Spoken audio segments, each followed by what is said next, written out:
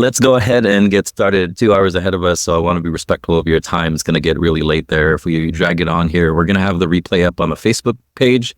I'll also give you a copy so that way you can share it to your social media. Laura, I'll create some short format reels too and tag you there.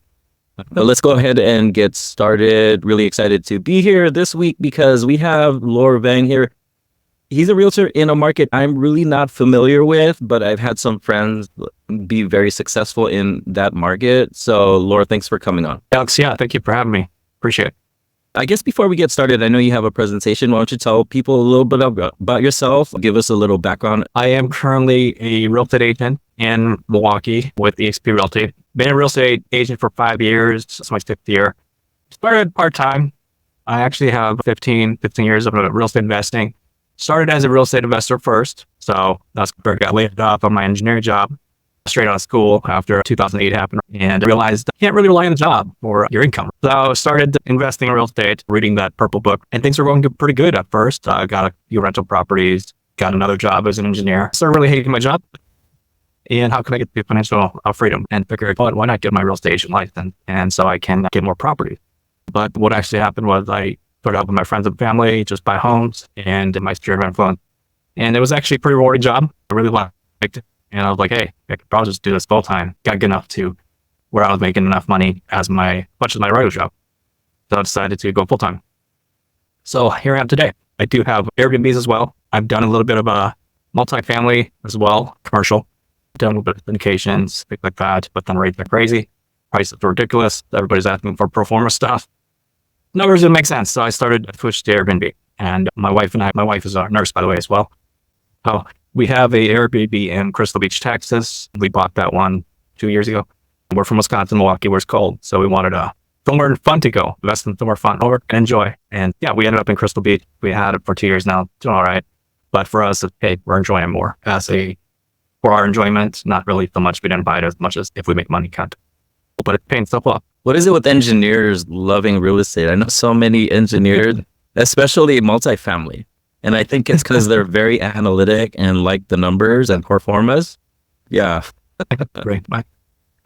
Engineers, IT people, and yeah, the spreadsheets, right? Because when I teach people short-term rentals and I'm like, it's not going to go as planned. I'm just letting you know. So all the expenses are going to be so variable, the income so variable. So yeah. And we actually do have a Airbnb here locally as well in West Dallas. It's a smaller city out nearby Milwaukee here.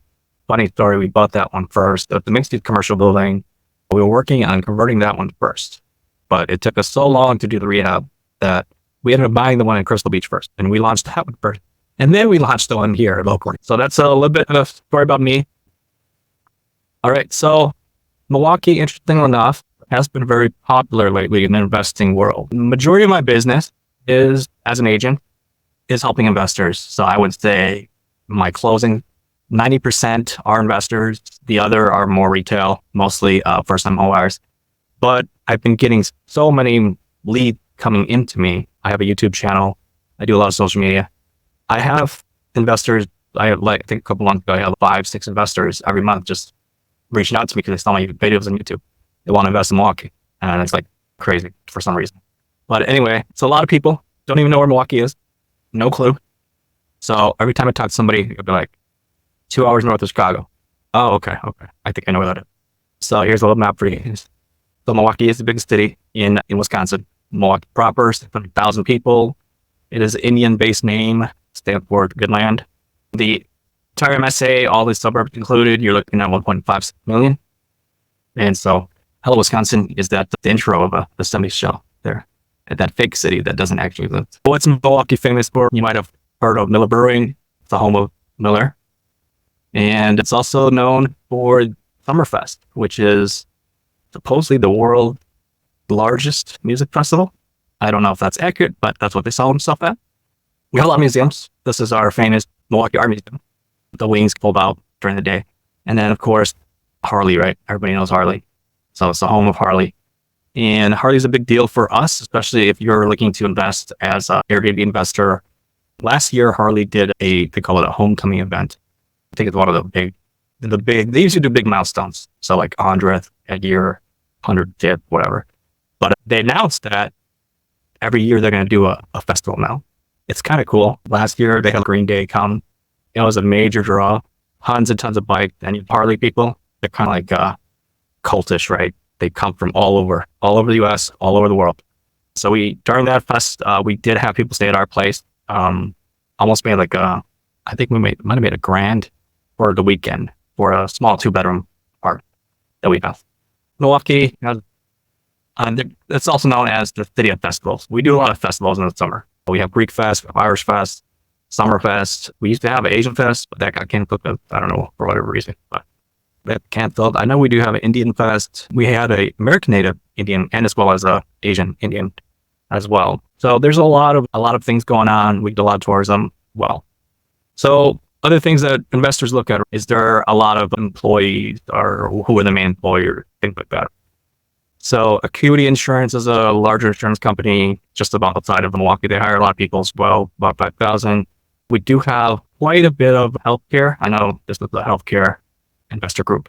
So Aurora Network is, and my wife works there as well. They're the largest Wisconsin healthcare provider. Freighter is probably second largest. So Ascension is a little bit smaller.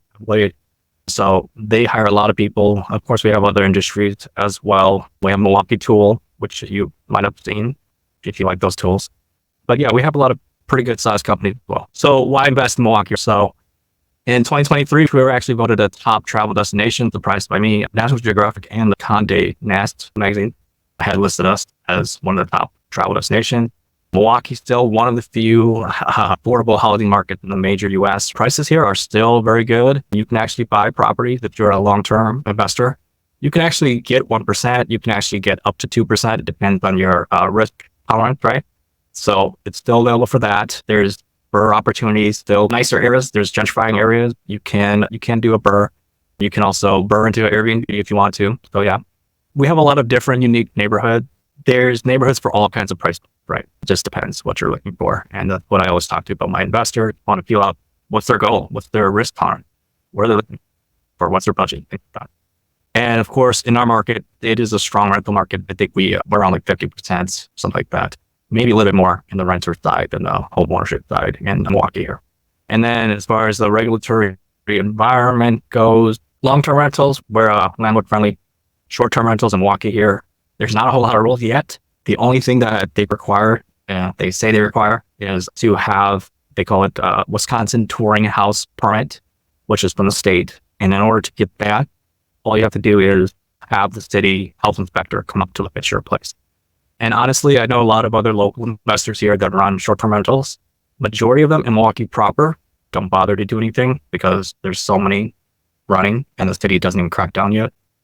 But just last week, some investors got a nice email from Airbnb or something like that, or was it the city? They were like, yeah, you got to get your touring permit. So they're doing that because in July, we have the RNC convention in Milwaukee. Some nice Airbnbs are getting like a couple $1,000s a night. Sounds too bad as far as the permits go. No, it's not. No, they have not set up any rules yet. Oh, you have to own in Milwaukee to do an Airbnb, or you have to, there's not a lot of loophole. You just have to have the health inspector come in. And so our property is in West Dallas, which is a different thing. They're a little bit more strict. They do crack down. They're smaller, so they have the manpower, and they will go on to Airbnb. They will research who's not permitted, and they will send you a lovely letter.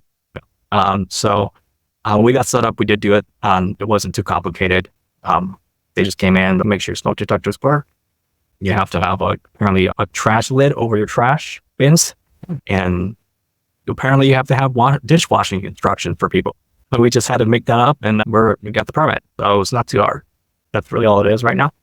So here's just a little timeline for you on tourism in Milwaukee. So 2015, we got top 25 as well from TripAdvisor. Just saying, I'm not going to go through.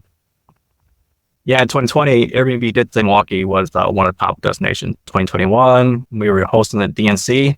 Now we have the RNC this year. And then we are also lots of development going on in Milwaukee. The current mayor has a 1 million goal. I don't know how it's going to get to 1 million population in the city, but we'll see. So now I'm going to go into the neighborhood, right? Neighborhoods in Milwaukee. And so I'll go into a little bit about that. The east side, is where University of Wisconsin Milwaukee is. There's other universities down that side as well. So you're talking college, live college type of thing, young professional.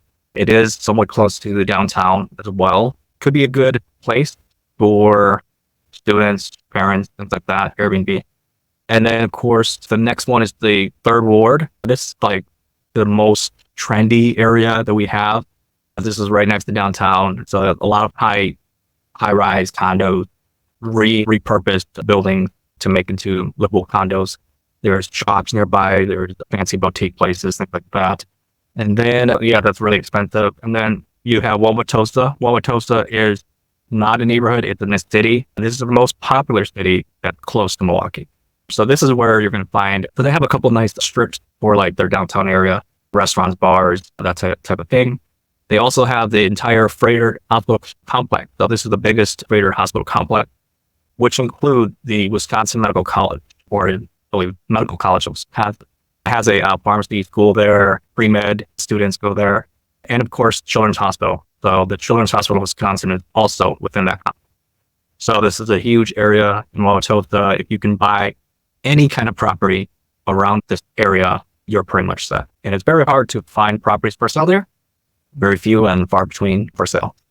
And when they do, everybody's after it. When you say set, is just because you feel like the appreciation is going to be very strong within the next few years? Is that way? And more so demand, right? Like you can do so many opportunities, do long-term rental, medium-term rental, short-term rental. You won't have any vacancy issues. Yeah. Right? Yeah. And it's also a really nice neighborhood, and appreciation will likely follow. And then Bayview. So Bayview is our like our hipster neighborhood in Milwaukee. So this is the neighborhood in Milwaukee, the most popular neighborhood. They have all the cool spots to eat, bars, things like that. They're very close to the lake, very close to the lakefront. Makes it a popular choice close to the airport. Prices are high here. Everybody trying to get into this neighborhood. And a lot of Airbnbs. Some people I talk to that have Airbnbs there, they say it's saturated. We know your uniqueness, right? What do you provide? How do you stand out, right? So everybody talks about, oh, it's saturated, this, that. You got to make people want to stay at place, right? Okay, so a couple other neighborhoods these are the neighborhoods that, hey, if you can't afford the other places, these are some good other candidates for you. So River West, similar to Bayview, the gentrifying area, still gentrifying, not quite as that as Bayview, meaning that as you go too far, you walk too far some block, things look a lot different. Prices are good. There's some cool restaurants there, some good bars, things like that. They have a really good community in River West. They have this 24-hour bike marathon that they do every summer. Lots of festivals. It's a cool neighborhood. And like I said, prices are still good. You can find properties there that kind of fixer-uppers for about $200K.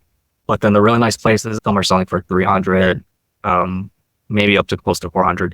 Washington Heights is another like up-and-coming area. This is like on the outskirts of Wauwatosa that I met on Freighter and all that, like maybe 5-10 minutes driving or so.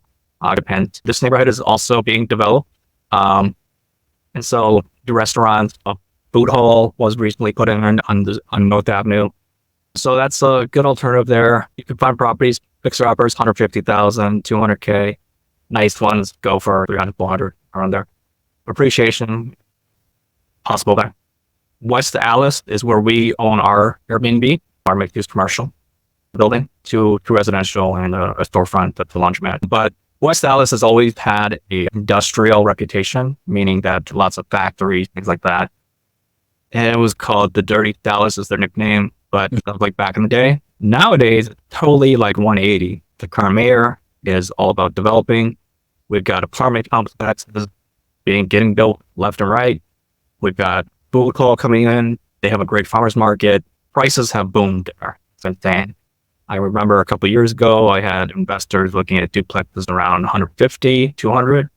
Nowadays, you're looking more closer to 250, 300 for duplexes.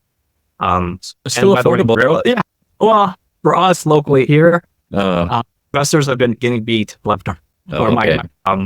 There's people out there, whether it's out of town, whether it's other people locally, cash buyers, 300K, no inspection. You can't just. But just a little note here, the way that these buildings look, this is the general architecture of Milwaukee. We have a lot of duplexes. They're up-down units. So one unit at the bottom, one unit at the top, usually. Most of these are like early 1900s, The interiors have a lot of craftsmanship to them, like when people actually built it by hand with real wood. Leaded stained glass windows, lots of character. Along with that, the technology built in the homes are not really there, meaning like no drain tile. We have basement, matter of, oh, sorry. Did my connection die? Yeah, no, you just paused there for a couple seconds. Yeah, So the connection's a little bit sometimes weak. But with basement, it's problematic. Not if your basement has issue, it's just when. And things like water seep will be very common. Water seepage is a common enemy, and a lot of it has to do with gutters and grading of the soil right next to the house. A lot of people don't take care of it.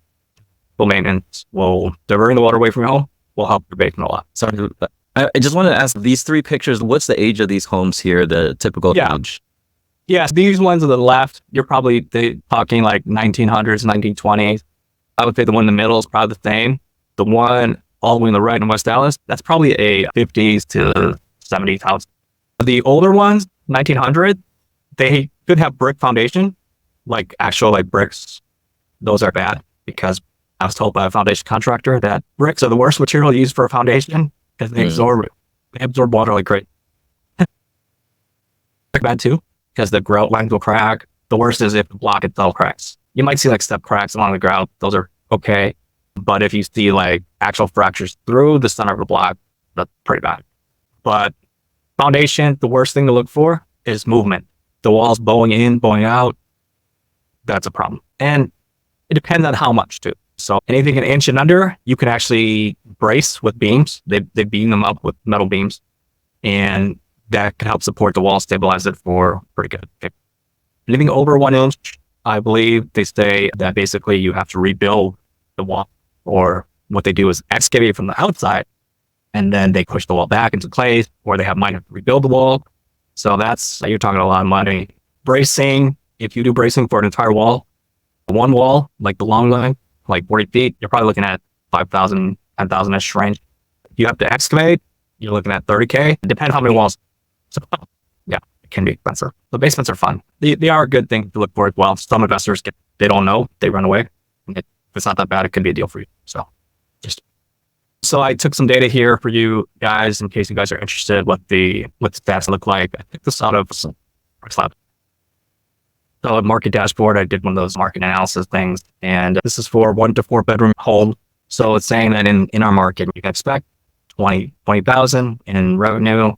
There's about 1,000 right now in our market active. And then occupancy right around 46% for the whole year, which is probably accurate because summer really is busy for us, but then winter, nobody really wants to come to Milwaukee. So, and of course the ADR, your average is like 146. So yeah, and it's a tourist place. People come in, they leave, they don't stay too long.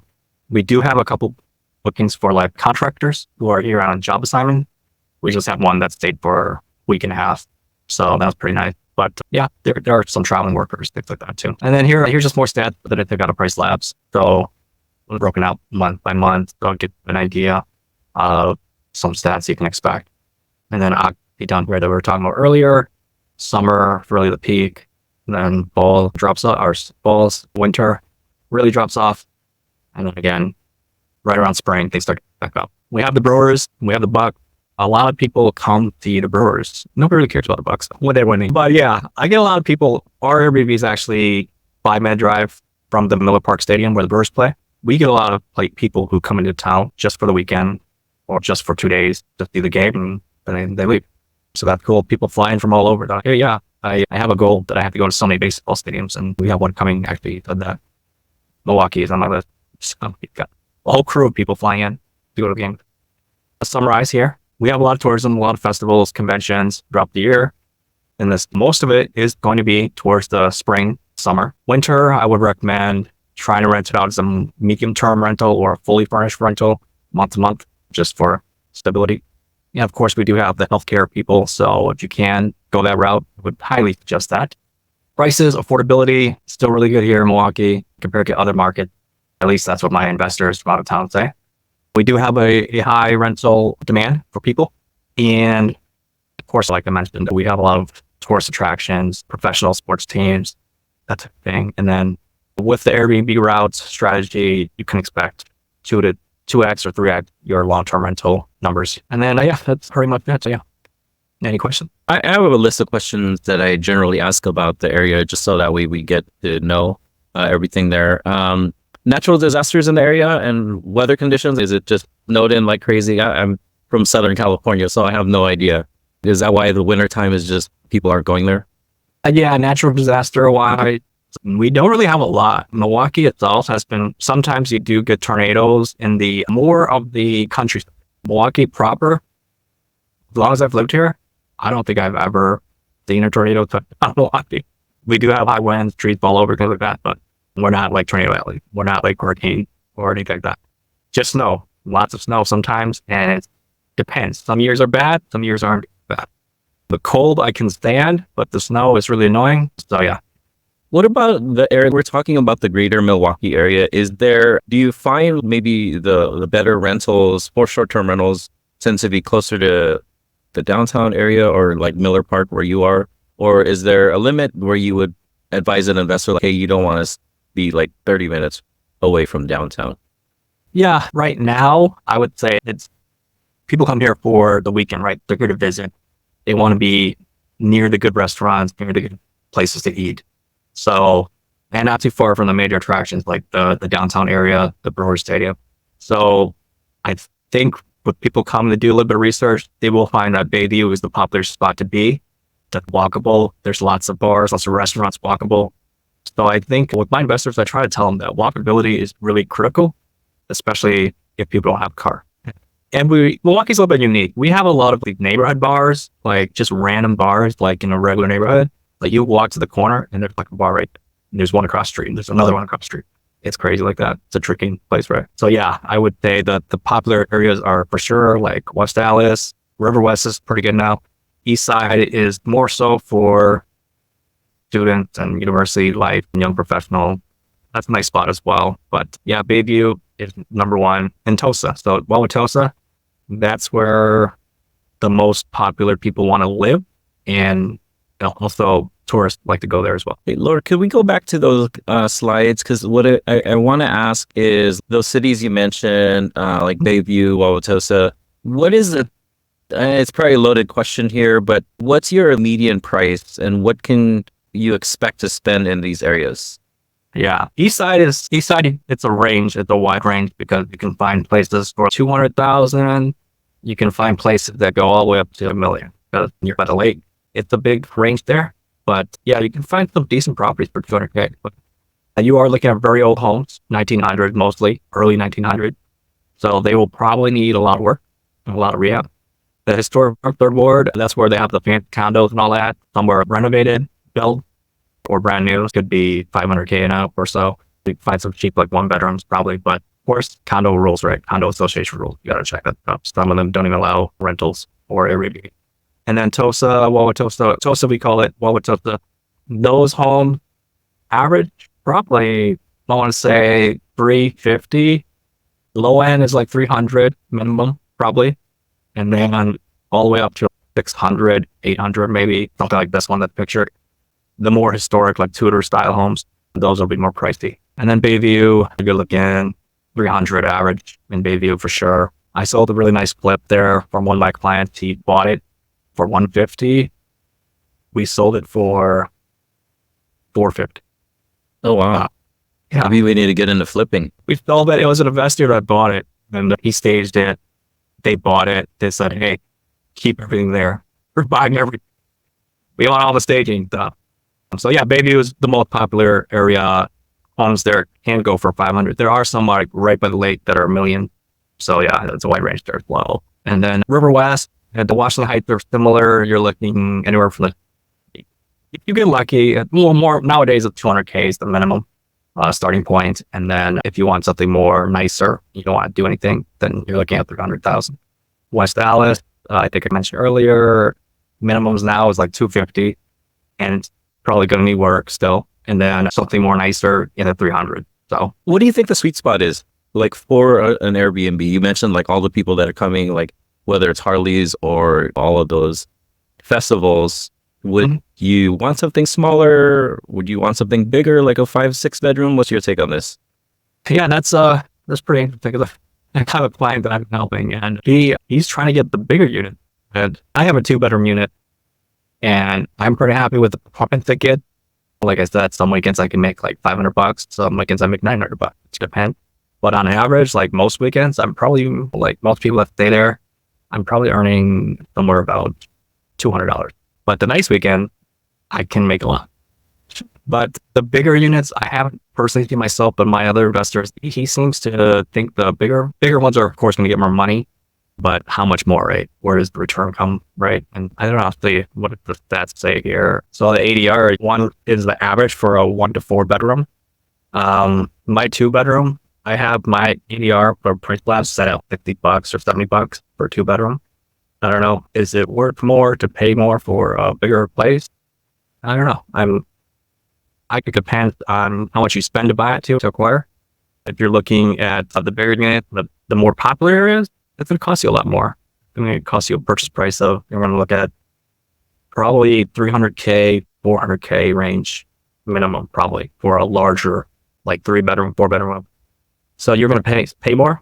So it just depends on what you want at the ROI, what's your budget. But yeah, I could see that my investor might be right. He looks at all this, and he owns places in Bayview. He's one that says that Bayview is saturated and he wants to buy bigger places. That's kind of his angle. And I do know a couple of investors that own like huge, that have quite a lot of bedrooms, and they do make a killing. But like, I think he's mentioned, like, he has one place that he's managing somebody else, like 6 bedrooms or something like that, pulls in $3,000 a week, a weekend or something like that. But these are really nice neighborhoods. You're talking these houses to buy, probably $600K. So the price comes with it, right? So hopefully. I guess that leads me to another question. Can you overdo it here? Let's say an investor comes here and says, hey, Laura, I have $1 million budget. And you're like, you're probably not going to get the best returns here. And I've heard some realtors say, I'd rather see you buy 2 $500,000 homes and you'd probably get a better bang for your buck. What's your take on this? Like, where should we stay under? You say that it's still affordable, but if someone comes in with a bigger budget, would you like steer them away from spending that much money? Because you probably get a better bang for your bucks buying 2 properties instead. Yeah, I work more with investors who have limited budget. That's so much the calculate. It's they are cost conscious, so we're trying to stay 500K under, right? But and they can get decent returns there. But I do have in my investor network like other people who talk about, oh yeah, I have a house in the lake and it's like 1.2 mil or whatever, 2 mil or something like that, and they do get pretty high bookings. But I don't know, like I can't say, hey, are they getting the kind of bookings that you guys are in Wizard Golf, right? Like that. So I'm not necessarily sure if the occupancy is there and those higher. Let's talk a little bit about revenue in the market. You have price labs up there. What tool would you recommend us using when we're analyzing properties there? Do you feel like AirDNA is accurate if we pulled up data there? It's a good question. I don't use AirDNA. I don't really know. What do you think? So when I do my analysis, I was using Rabu. Yeah. Data.Rabu or something like that. Yeah. So that's what I was using. And for my purposes, it was good enough. And then I started learning about Price Labs and how to integrate it. But ever since I got launched, to be honest, I don't really do my metrics too much. So I don't know. I can't really answer that question. Let's talk about like gross revenue, and we're looking for a good yield here. So it's another loaded question, but if we purchase a property that's $300,000, let's say in West Allis, let's say if the property is fully optimized, like we have like good photos, professional photos, nice staging, do you feel like we would generate, let's say 20% of that purchase price? So let's say if you bought a property for $300,000, maybe put $50,000 into it with renovations and nice furnishings. Do you think we could generate $60,000? I know here on your Price Labs dashboards, it's $20,000, which is pretty low yield. So, yeah, I'm probably going to say probably not. Yeah, Probably not, especially with the being realistic. We don't like to paint rosy pictures and get people on there. But yeah, I don't really see it unless you are really good at standing out and making your property just way better than everybody else. Yes, but for the average person, probably average investor, yeah, I don't really see 60K come out of that. You might be close to double, like 40, right? But yeah, I don't really see 60K. Are there any things that you see short-term rental investors doing in that market that are like, oh, that's a hit and they're doing very well? I don't know. Some people have converted garages into game rooms, or some people have a specific theme. Like a lot of people were doing boho theme in Joffre Tree, and it was killing it for a little bit. What's your take on this? Is there something that people are doing specifically that are helping generate more income than others? I have noticed that some Airbnbs do have hot tub.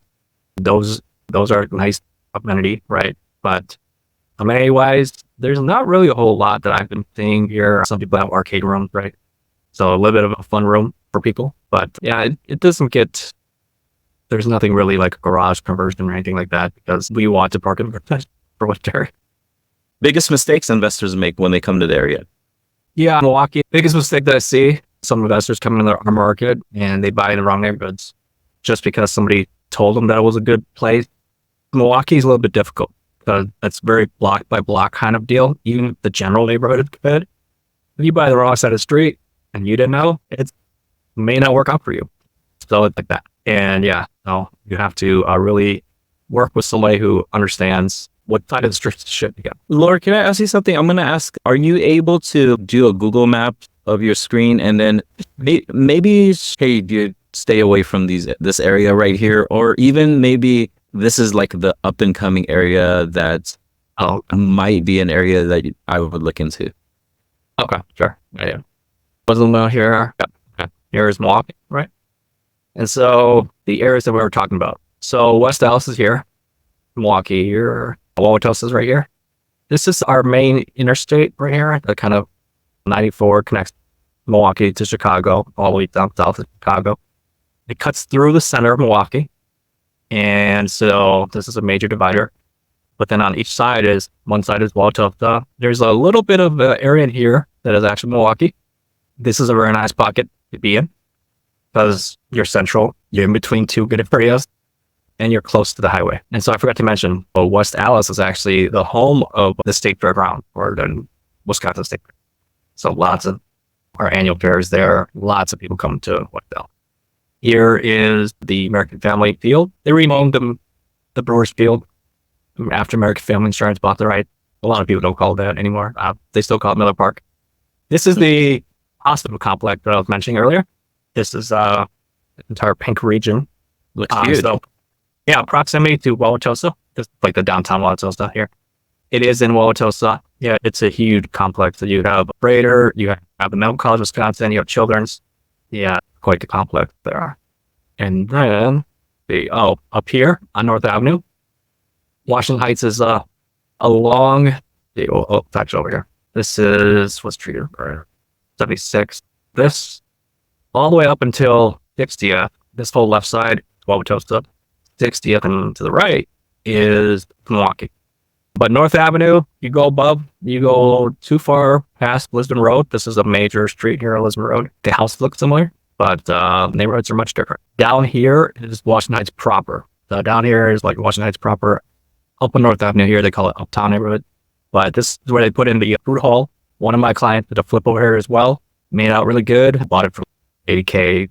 Sold it for like $240 something. And they have a lot of the older Tudor style homes, a lot of fancy homes. Washington Heights here. So this major highway here as well, major divider. So this carves out a shape for this area, right? Don't venture too far out to the right. All I'll say. This entire area south of here is great as well. That pocket between Milwaukee and West Dallas there. West Dallas good. West Milwaukee is fairly good as well. Affordable. West Milwaukee is very small. It's like the tiniest little city we have. I don't know why it's a city. The Bayview, for the popular place, the most popular neighborhood, it is down here by the lakefront, and the airport's right here. So this is the Milwaukee International Airport. Fly in here. Interstate runs this way as well. So this is like our bypass along the lakefront. This is the main interstate. So this entire area in front of the airport, north of the airport, really good. But the closer that you get to Bayview proper, the better it is. To the left of the highway, still good, but not. They're just normal neighborhood. So let's see. So Bayview's there. And then River West is one that we talked about. Over here is the historic Third Ward. So right here, this small pocket here, downtown. So this is where all the fancy high rises are being built. And Then east side, they call it. There's all this area here. You have a couple of universities around here. You have Milwaukee School of Engineering, the University of Wisconsin-Milwaukee is somewhere around here as well, or maybe a little bit further north. And then you keep going north, there you get to River West. So River West is here. There's a river here. East side again is good. You go too far, this is the highway again here. The River West is a little bit tricky here, but still gentrified. People will say, oh yeah, that's a good deal, buy River West. But if you go on the wrong side of the street over here on this side, then it's not as nice. But if you buy this side, then you are in River West proper. But at the same time, this other neighborhood, Harambe, a lot of local investors love this area. It's not as nice as River West, but they love it. It's, I don't know, they know which blocks to buy, I guess. But yeah, you're looking at homes like 150, 250, something like that. River West is more higher, depending if you get closer to the river here.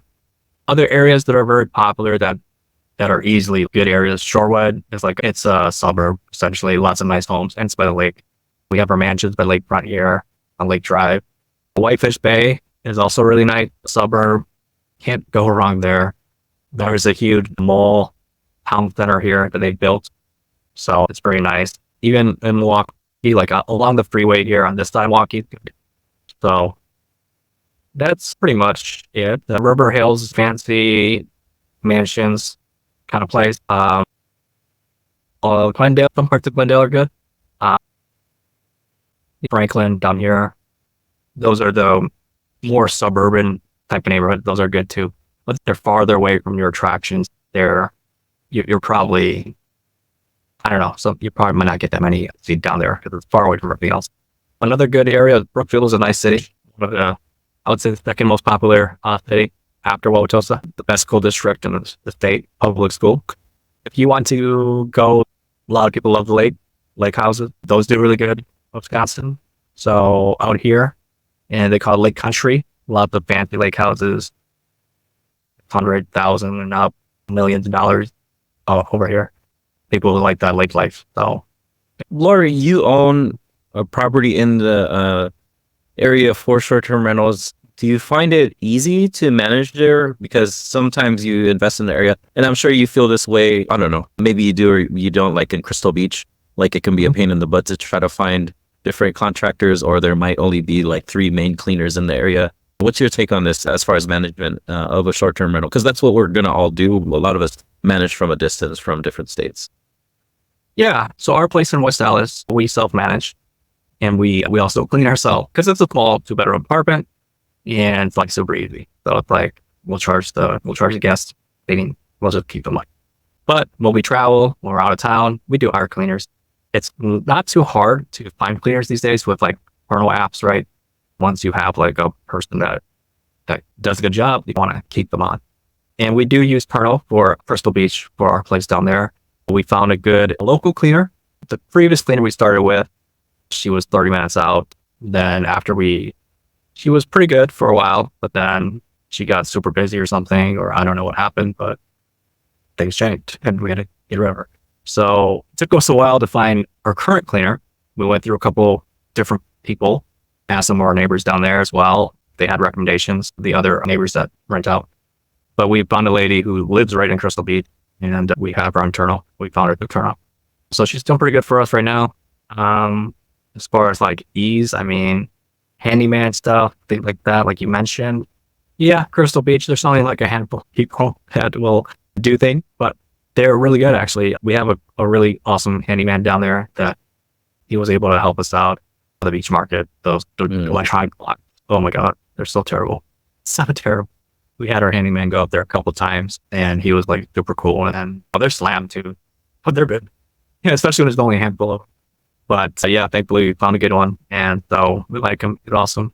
Milwaukee property that we have, I haven't really had to do anything, to be honest, like emergency, like handyman work.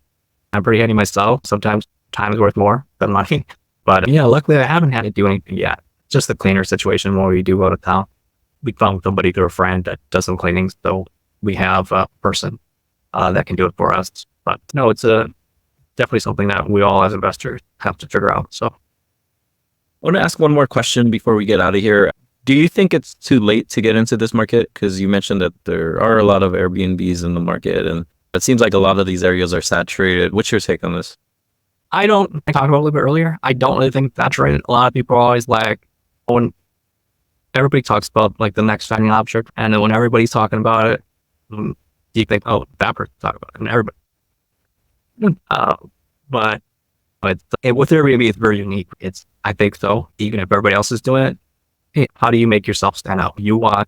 It's a hospitality business, and something that my wife and I had to learn as well. That we started with the long-term rental, and we went to commercial apartments, and then we got involved in Airbnb, and we bought our place in Crystal Beach. But on theme, 2 weeks ago, we like saw it right before closing, and then we had 2 weeks to set it up, fly back, and it's just a whole different ballgame. Like with the investment world, short-term rentals, you're creating experience, your customer service matters, your ratings matter, right? Long-term rentals, not so much. You're not really that involved.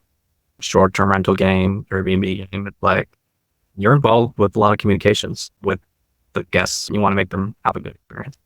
So it's all about service, the experience that you're providing for people. And that's, if you stand out, and that's awesome. But there's a lot of people who have terrible Airbnb. I've seen them. I've seen them on the listing. Like, why would you use that picture? Yeah. Hey, Laura, how can people get a hold of you? Yeah. So I have my little QR code on my screen here. Feel free to scan that. I'm on social media on Facebook. Just look my name up, Laura Vang. I'm on YouTube. Look my name up as well. So yeah, I'm pretty easy to find on social media. Cool. I guess we'll go ahead and wrap up here. If you guys are interested in investing in the greater Milwaukee area for short-term rentals, it works well for midterm rentals. Well, there too, right? But I'd get a hold of Laura and have a chat. Awesome, Alex. I appreciate being on. Thank you. Okay, guys. Thank you. See you guys.